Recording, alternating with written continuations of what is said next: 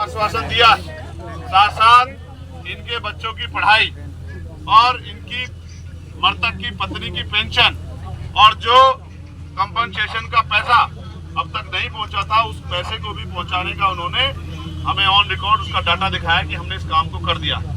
वो इनकी पत्नी की पेंशन के लिए भी हमसे, क्योंकि हमारा अधिकार है, तो वो इसके लिए सहमत है कि उनको पेंशन बढ़ेगी और उनके बच्चों की, जब तक वो पढ़ाई करेंगे उनके बच्चों की पढ़ाई होगी। जो आरोपी था, एक आरोपी जिसने सरेंडर किया था, उसके साथ 2 लोग और हैं, ये बात भी जानकारी में आई। उनमें से एक को गिरफ्तार कर लिया गया और एक अभी फरार है। उन्होंने हमें आश्वासन दिया है कि हम उस दोषी को भी जल्दी गिरफ्तार करेंगे और उनके अलावा भी कोई व्यक्ति शामिल होगा तो उसको भी गिरफ्तार करेंगे। ये बात अच्छी बात है कि आज आपने बड़े पैमाने पर अपना आक्रोश जाहिर किया है और अपने संख्या बल से शासन प्रशासन को ये सोचने के लिए मजबूर किया है कि अगर इस तरह से कानून व्यवस्था अप्रभावी रही, कानून व्यवस्था में को संभालने में कानून को लागू कराने वाले लोग और कानून को पालन कराने वाले लोग अगर असफल रहे तो जन आक्रोश बढ़ेगा। लेकिन मेरा आपसे भी ये कहना है कि आप भी संगठित रहो, आप भी संगठित रहो। जब तक आप संगठित नहीं रहोगे और समाज को साथ लेके नहीं चलोगे, तब तक मुझे नहीं लगता कि ये हत्याएं बंद हो सकती हैं। हत्या होने के बाद वो आरोपी जेल चला जाए या उसको फांसी की सजा हो जाए, लेकिन उस परिवार का क्या, जिस परिवार से कमाने वाला चला गया है, जिस परिवार का सहारा चला गया है। ये जो माँ बाप यहाँ बैठे हैं, ये उम्मीद से बैठे हैं कि इनके बारे में सोचा जाए, लेकिन आप जानते हो शासन सत्ता उनकी है और उनकी शासन सत्ता में हमारे लोगों की हत्या की छूट मिली हुई है, तो हम क्या करें। मैं आपसे भी कहता हूँ, ये जो नौजवान यहाँ खड़े हैं, जब तक आप अपनी शासन सत्ता नहीं बनाओगे तब तक ये हत्याएं रुकने वाली नहीं है। आज अपनी ताकत बनाई है नगीना के जरिए, तो आपकी बात मजबूत हुई है, आपकी सुनवाई भी होने लगी है, आपकी बात का दमखम भी बढ़ा है। लेकिन ताली मत बजाओ, सुन लो, ये ताली बजाने का, नारा लगाने का समय नहीं है, क्योंकि हमने अपना भाई खोया। एक नहीं, कई भाई का एक और बहन बैठी है जिसके 3 बच्चे हैं, वो भी उम्मीद लगा के बैठी है कि भाई चंद्रशेखर आएंगे, मुझे न्याय दिलाएंगे। माननीय मंत्री जी और तमाम लोग, हमारे जिला संगठन के लोग, हमारे मंडल के लोग लगातार इस लड़ाई को लड़ रहे हैं, प्रदेश के लोग भी लगातार इसमें सहयोग कर रहे हैं। लेकिन आप ये सोचो, क्या हम इनको पूर्णतः बंद नहीं करा सकते कि हत्या हो ही नहीं, किसी बहन बेटी का अपमान हो ही नहीं, किसी गरीब को बेइज्जत किया ही नहीं जाए? क्या तार की बाड़ लगाकर लोगों की हत्याएं जो की जा रही है ये बंद हो जाए? अगर हम ऐसा करना चाहते हैं तो मैं अलीगढ़ के लोगों को भी इशारे के तौर पर कह रहा हूँ, अगर वास्तविकता मुझसे प्यार करते हो, वास्तविकता में चाहते हो कि मेरी कलम में इतनी ताकत आए कि मैं उस एसएचओ को नहीं, उस एसएसपी को भी सस्पेंड करने की हिम्मत रखूं जो हमारे लोगों का काम नहीं कर रहा है, जो हमारे लोगों की मदद नहीं कर रहा है, जिसके संरक्षण में हमारे लोगों की हत्या हो रही है, तो फिर राजनीतिक ताकत देने में मदद कराओ। खैर का उपचुनाव आ गया है, मेरे नौजवान साथियों, आज से ही अपनी ताकत बनाने के लिए लगो। और इस बार जब खैर में उपचुनाव हो 6 महीने के अंदर, तो आजाद समाज पार्टी का मेंबर ऑफ असेंबली एमएलए वहां से जीत के जाना चाहिए। यही इस परिवार को सच्ची श्रद्धांजलि होगी और यही हमारी ताकत का बनने का काम यहाँ शुरू होगा। और जैसे हमारी ताकत यहाँ बनेगी, ये गुंडे घरों में घुस जाएंगे, ये गुंडे क्षेत्र छोड़ के भाग जाएंगे, ये गुंडे घरों में दुबक जाएंगे और गुंडागर्दी इनकी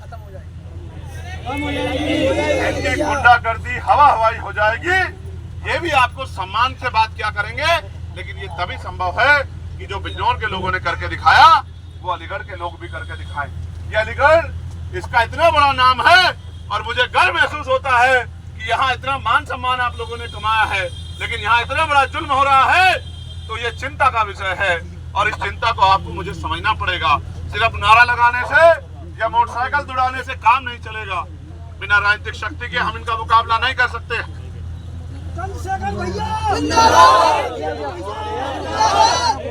ये जो नारे लगाते हैं, ये काम नहीं करना चाहते हैं, ये नारा लगा के बात को खत्म करना चाहते हैं। मगर मुझे बताओ, अगर आज मेरे हाथ में ताकत होती तो मैं इस बिटिया को यही सरकारी नौकरी की घोषणा करवा के दिखाता। आप लोग उत्तर प्रदेश में भाजपा को ताकत दे रखी है और भाजपा के लोग सत्ता में बैठे हैं और ऐसे मुख्यमंत्री बैठे हैं जिनके राज में दलितों को घर से खींच के मारा जा रहा है।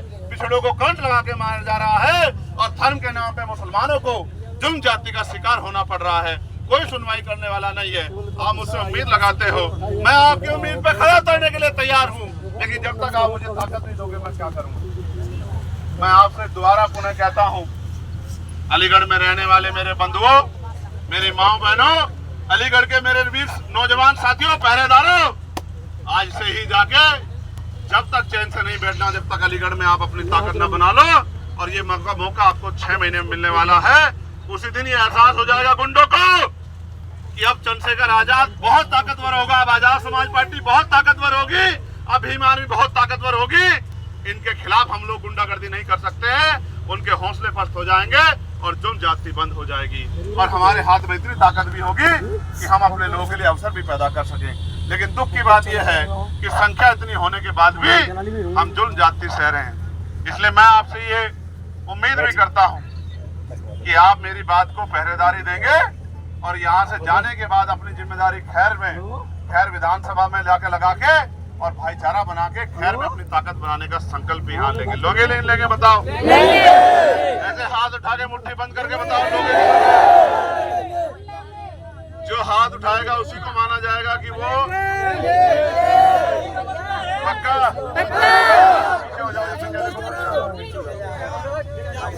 देखो, ये जुल्म जाति की बेड़ियां काटना इतना आसान नहीं है, बहन बेटियों की सुरक्षा करना आसान नहीं है, इन गुंडों से अपने गरीब परिवारों का संरक्षण करना आसान नहीं है, क्योंकि कहीं ना कहीं गुंडों को सत्ता का संरक्षण प्राप्त हो रहा है। इसलिए अगर सत्ता संरक्षण को तोड़ना है तो पहले उनसे राजनीतिक ताकत छीननी पड़ेगी और राजनीतिक ताकत छीनने से काम नहीं चलेगा, राजनीतिक ताकत अपने हाथ में भी लेनी पड़ेगी, तभी काम चलेगा। और आप जानते हो कि कभी मैंने आपको निराश किया नहीं। 3 दिन पहले आपने सूचना भेजी, मैं सारे काम छोड़ के चला आया, क्योंकि मेरे लिए राजनीति बाद में है और मेरा समाज पहले है। इनका एक एक आंसू मेरे दिल में खून की तरह बहता है। मुझे तकलीफ होती है कि मेरे लोगों पे कितना जुल्म हो रहा है, लेकिन आप बताओ, क्या आप मुझे जब ताकत नहीं दोगे तो मैं क्या कर पाऊंगा? कहाँ लड़ूंगा अकेला अकेला? आप बताओ। आज अगर हमारा आदमी असेंबली में होता तो ये मामला असेंबली में उठता और मुख्यमंत्री से जवाब मांगा जाता कि किस तरह से गुंडों को संरक्षण देकर दलितों की हत्या करवाई जा रही है, ये सवाल पूछा जाता, लेकिन कोई है नहीं वहां मेरा, तो मैं क्या करूं? इसलिए मैं आपसे आग्रह करता हूं, मेरी तकलीफों को समझो।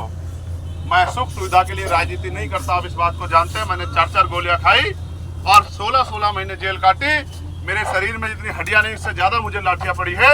मेरा एकमात्र लक्ष्य ये है कि आप ताकतवर हो जाओ और बाबा साहब अम्बेडकर मान्यवर काशीराम साहब का सपना पूरा हो जाए, आपकी हिम्मत बढ़ जाए और जो जानवर समझ के आपकी हत्या कर रहे हैं उनको भी, उनके भी दिमाग ठीक हो जाए। लेकिन ये तब तक संभव नहीं जब तक आपकी ताकत नहीं। और मैं इस परिवार से भी कहना चाहता हूँ, ये जो परिवार हमारा है, जब आपने भरोसे से हम लोग को यहाँ बुलाया है तो आप अपने आप को अकेला ना समझो, पूरा समाज आपके साथ है।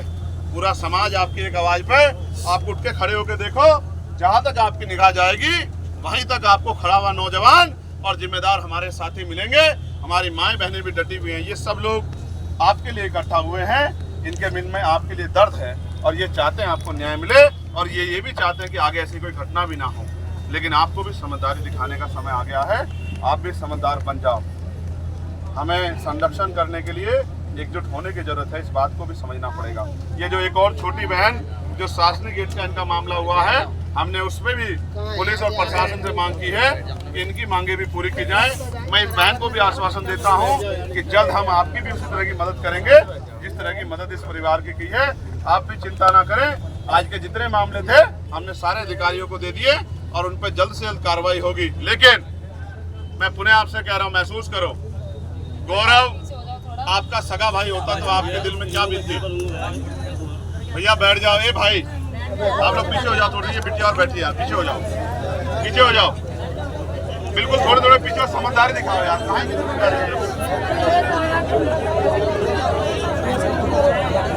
बिटिया